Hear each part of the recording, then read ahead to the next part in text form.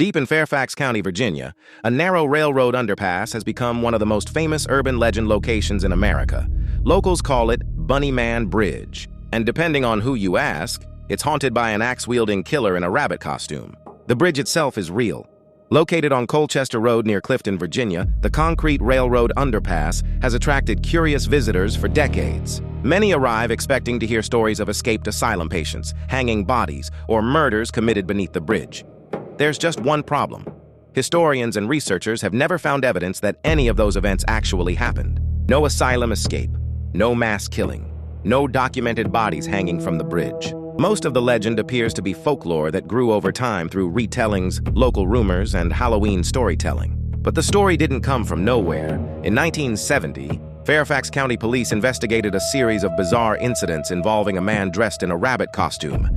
In one report, a couple sitting in a parked car claimed a man wearing a white rabbit suit approached them and threatened them while carrying a hatchet. A second incident involved a man in a rabbit costume reportedly vandalizing property and shouting at workers on a construction site. Police documented the encounters. The suspect was never identified. And then, the story took on a life of its own.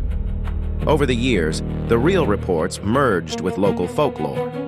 The mysterious man became a murderer.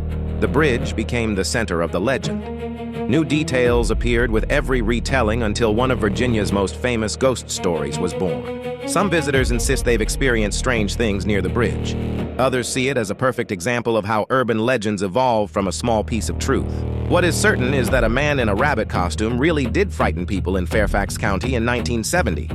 Everything that came afterward is where history ends and folklore begins. And more than 50 years later, people are still crossing Bunny Man Bridge looking for answers.